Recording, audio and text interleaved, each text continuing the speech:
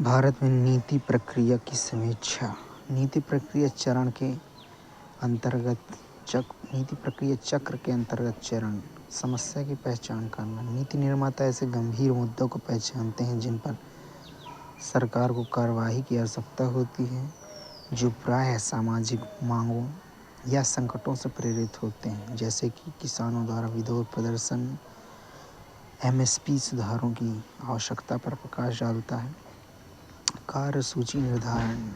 Media का ध्यान और राजनीतिक भागीदारी का उपयोग करके विशेष मुद्दों को प्राथमिकता दी जाती है ताकि उन्हें सरकार के उद्देश्यों में शामिल किया जा सके। जैसे स्वच्छ भारत मिशन के लिए राष्ट्रीय अभियान को प्राथमिकता दी जा रही है। नीति निर्माण। कार्यसूची निर्धारण के बाद नीति निर्माण करना।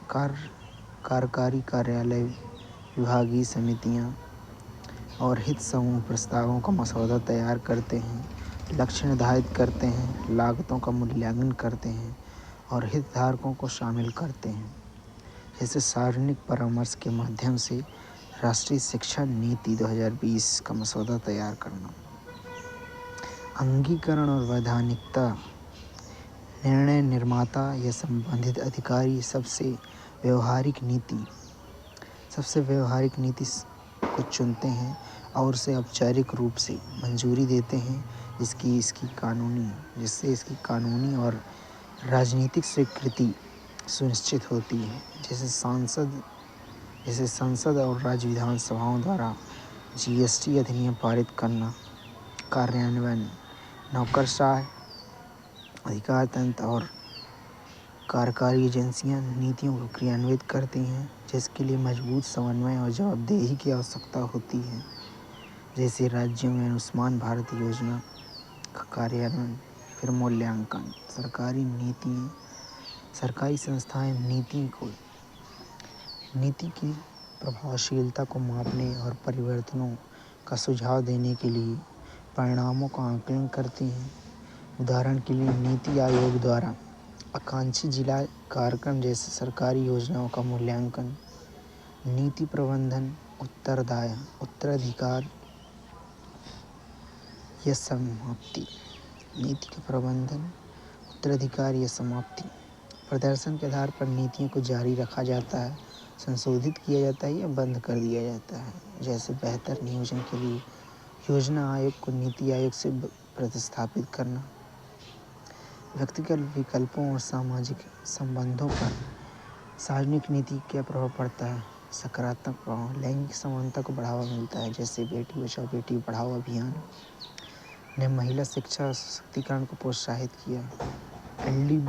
LGBTQ के अधिकारों का संरक्षण, जैसे धारा 377 के गैर अपराधीकरण से LGBTQ अपनी पहचान को अभिव्यक्त करने की स्वतंत्रता प्राप्त हुई।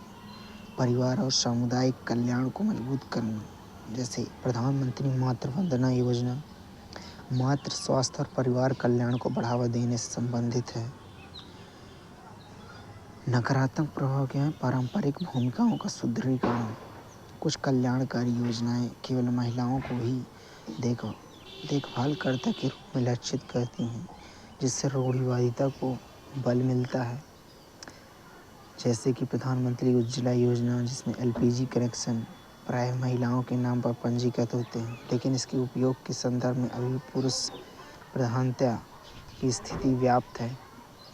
आर्थिक निर्भरता, सशर्त नगद हस्तांतरण दीर्घकालिक स्वायत्तता को स्थापित किए बिना अल्पकालिक निर्भरता की स्थिति निर्मित करता है। नीति प्रक्रिया में नौकरशाही की भूमिका। नीति निर्माण करता है नौकरशाह। अधिकार तंत्र सरकार के थिंक टैंक के रूप में कार्य करते हैं, जो सूचना, विशेषज्ञता, निरंतरता प्रदान करती है। नौकरशाह समस्याओं का विश्लेषण करके, विकल्प प्रदान करके, परिणामों का मूल्यांकन कर जनप्रतिनिधियों को सलाह प्रदान करते हैं।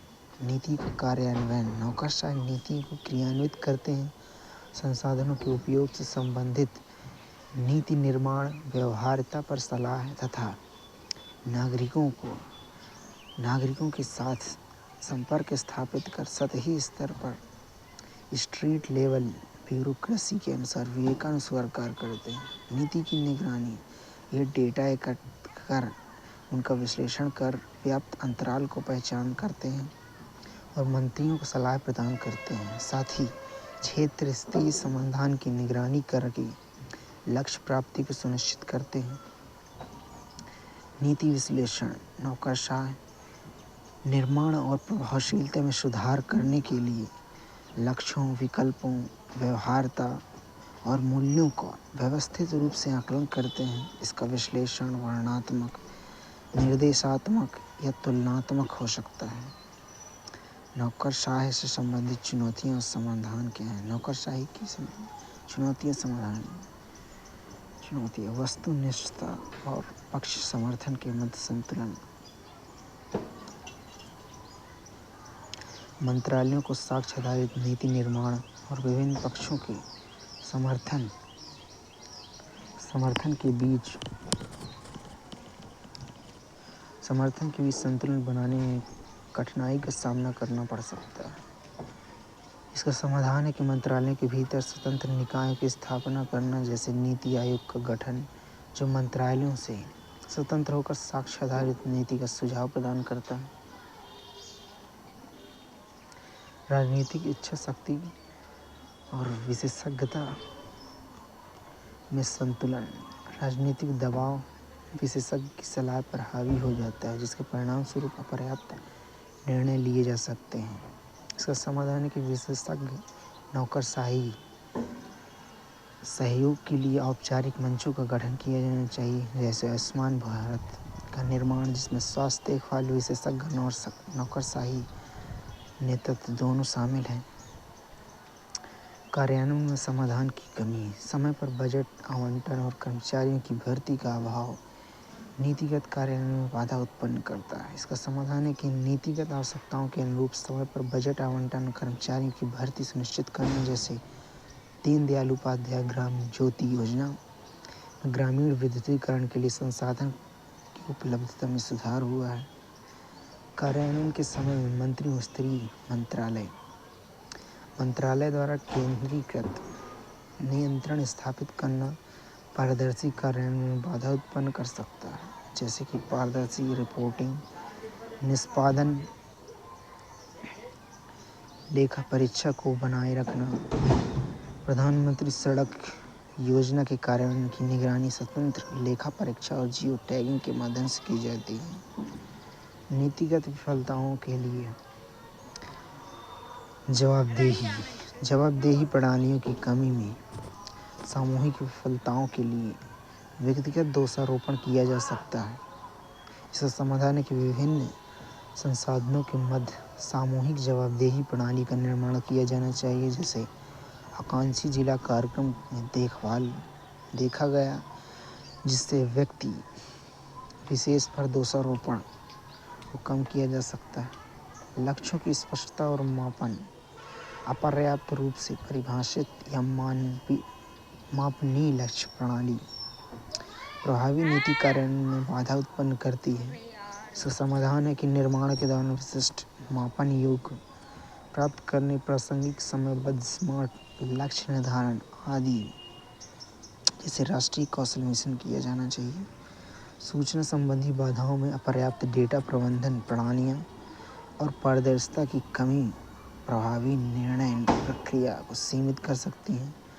इसका समाधान है कि डेटा विश्लेषण के लिए ओपन डेटा प्लेटफॉर्म और क्षमता निर्माण में विशेष निवेश किया जाना चाहिए, जैसे किसान डेटा ट्रैकिंग के लिए पीएम किसान योजना में रियल टाइम MIS देखा गया है।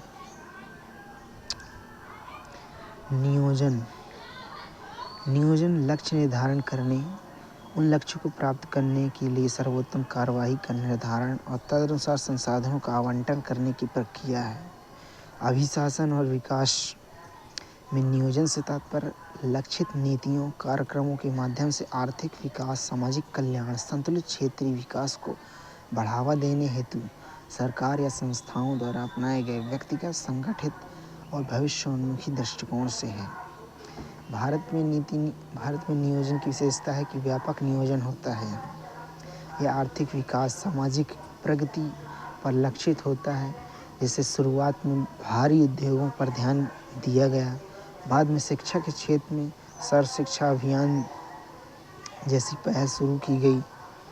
संभावित और परिप्रेक्ष्य नियोजन, अल्पकालिक और दीर्घकालिक लक्ष्यों को सम्मिलित करना, जैसे कि नीति आयोग की स्ट्रेटजी फॉर न्यू इंडिया @75 द्वारा 2022-23 तक के लक्ष्य निर्धारित किए गए, जबकि 3 वर्षीय एजेंडा 2017 से 2020 और आकांक्षी जिला कार्यक्रम ने इन लक्ष्यों को प्राप्त करने हेतु प्रभावी योजनाओं के रूप में काम किया। वित्तीय नियोजन, इसके माध्यम से संसाधनों के आवंटन को प्राथमिकता दी गई, जैसे स्वास्थ्य संबंधी क्षेत्रों के लिए बजटीय सहायता, जैसे आयुष्मान भारत। समावेशी विकास, इसके द्वारा असमानताओं को समाप्त करने का प्रयास किया गया है, जैसे 1990 के दशक के बाद गरीबी के स्तर में कमी आई। नीति आयोग के राष्ट्रीय बहुआयामी गरीबी सूचकांक के अनुसार 2015-16 से 2019-20 के बीच 135 मिलियन लोग बहुआयामी गरीबी रेखा से बाहर आए हैं। भारत में बहुआयामी गरीबी के स्तर में उल्लेखनीय प्रगति दर्ज की गई है, जो 2013-14 के 29.17% के स्तर से घटकर 2022-23 में 11.28% हो गई।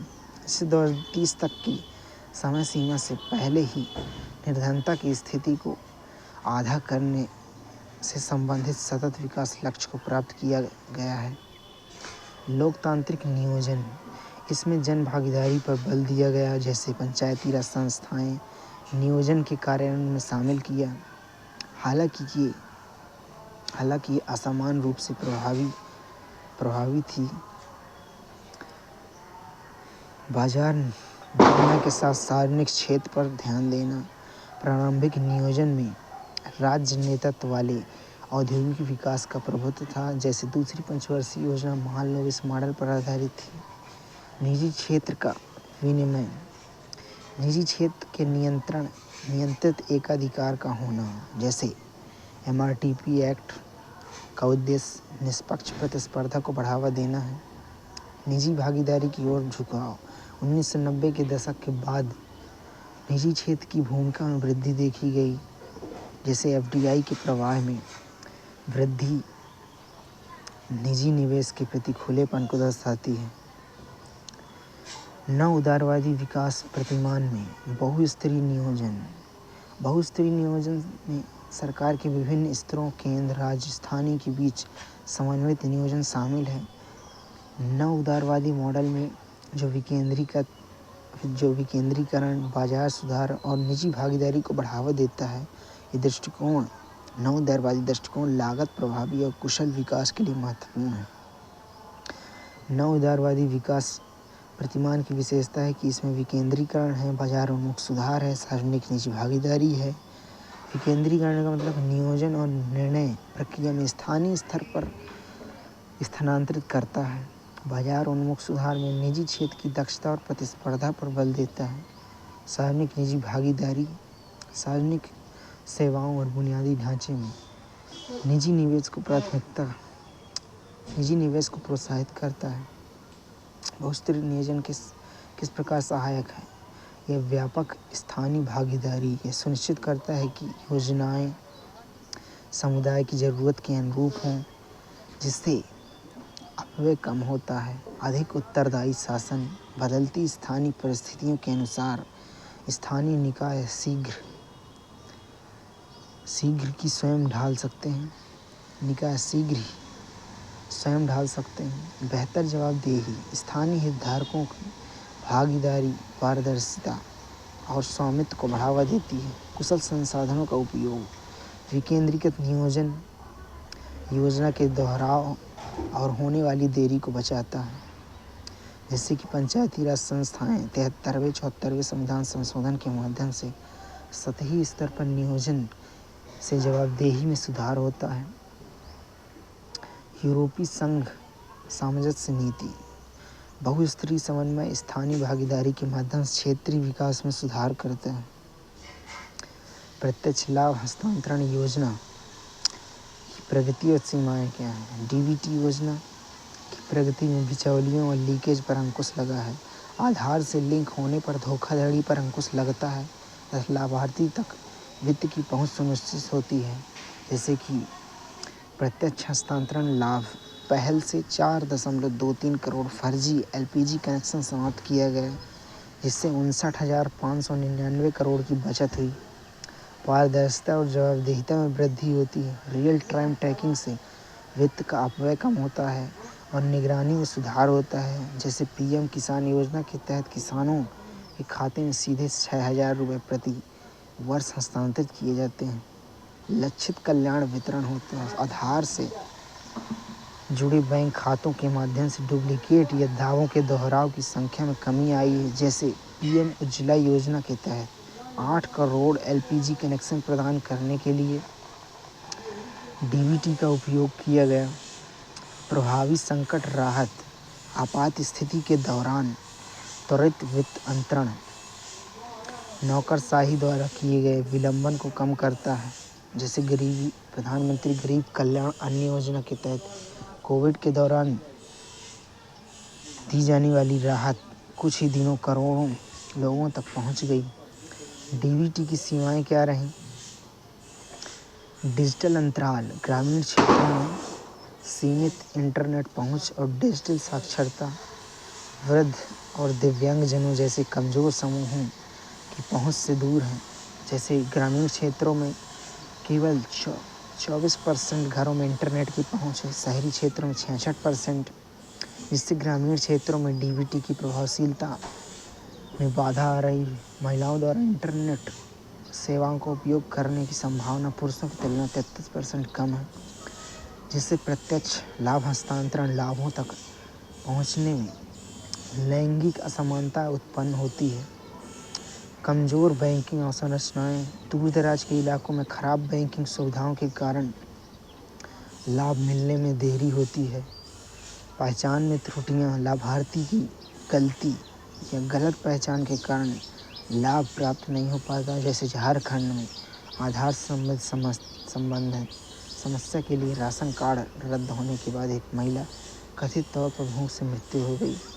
सीमित प्रशासनिक दक्षता वितरण और शिकायत निवारण में देरी से योजना की दक्षता प्रभावित होती है। भारतीय लोक नीति संबंधी समस्या उसके समाधान क्या हैं। भारतीय लोक नीति में समस्या अति केंद्रीकरण से स्थानीय प्रक्रियाशीलता बाधित हुई है। जैसे जीएसटी के एक समान क्रियान्वयन से छोटे व्यवसायों के व्यवधान उत्पन्न हुआ है। इसका समाधान है विकेंद्रीकरण को बढ़ावा देना और नियोजन में स्थानीय निकायों को शामिल करना। जैसे मनरेगा में ग्राम सभा की भागीदारी, डेटा असंतुलन, खराब आधार वाली नीतियों का निर्माण। वर्ष 2020 में कोविड-19 लॉकडाउन के दौरान प्रवासियों से संबंधित रियल टाइम डेटा की अनुपस्थिति के कारण लाखों लोग एक ही स्थान पर फंसे रह गए। समाधान क्या है। रियल टाइम डेटाबेस जैसे कल्याण आधारित लक्ष्यीकरण के लिए सामाजिक आर्थिक जाति जनगणना का उपयोग करके डेटा नीति निर्माण को सक्षम करना। राजनीतिक प्रभाव द्वारा अल्पकालिक लाभ को प्राथमिकता दी जाती है। बार बार कृषि ऋण माफी से राजकोषीय अनुदान और दीर्घकालिक सुधारों पर नकारात्मक प्रभाव पड़ता है। इसका समाधान है कि न्यायिक सक्रियता और पारदर्शिता उपकरणों जैसे आरटीआई के माध्यम से नीति निरंतरता सुनिश्चित करना चाहिए। और एक समस्या है कि सीमित सार्वजनिक भागीदारी से नीति की प्रासंगिकता में कमी है। नीतियों में प्राय सामुदायिक आगत का अभाव होता है, जिससे ये कम प्रभावी हो जाते हैं। इसकी समाधान है कि शैक्षिक और नागरिक समाज समूहों जैसे नीति आयोग विशेषज्ञ पैनल के साथ मिलकर सहयोग बढ़ावा देना चाहिए। एक और समस्या कमज़ोर प्रशासन से भ्रष्टाचार और हिसाब को बढ़ावा। कमज़ोर स्थानीय निगरानी के कारण कल्याणकारी लाभों का उपयोग अभिजात वर्ग कर लिया जाता है। एक समाधान है सामुदायिक निगरानी। ग्राम सभा पर्यवेक्षण के तहत मनरेगा के साथ सेवा वितरण में सुधार करना। एक और समस्या कार्यान्वयन में कौशल अंतराल से परिणाम प्रभावित होते हैं। जैसे प्रधानमंत्री उज्ज्वला योजना में प्रारंभिक समस्याएं एलपीजी के अप्रशिक्षित वितरणकों के कारण सामने आई हैं। जैसे कि इसके समाधान है कि क्षमता निर्माण और स्टाफ प्रशिक्षण पर ध्यान केंद्रित करना। जैसे PMAY शहरी में प्रधानमंत्री आवास योजना शहरी में प्रशिक्षण मॉड्यूल। एक और समस्या कि गलत लक्ष्य निर्धारण के कारण वास्तविक लाभार्थी पहुंच से बाहर है।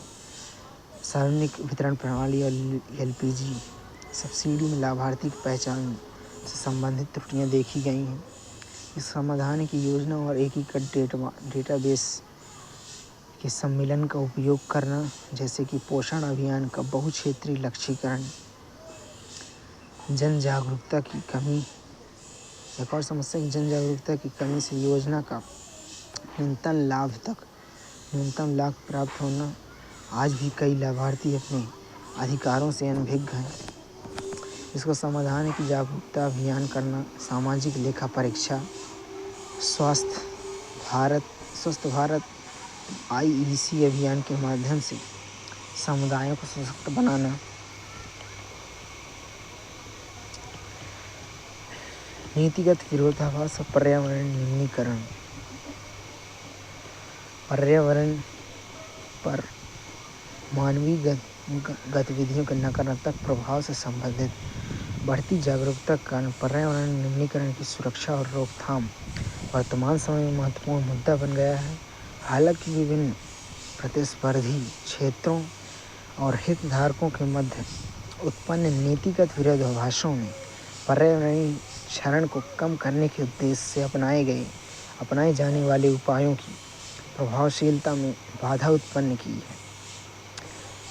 प्रमुख नीति विरोधाभास में विकास बनाम पर्यावरण, राजमार्ग या खनन संबंधी आर्थिक प्रणाली परियोजनाओं के क्रियान्वयन में पर्यावरण संबंधी चिंताओं को दरकिनार कर दिया जाता है। जैसे औद्योगिक क्षेत्रों के लिए उन्मूलन की मंजूरी,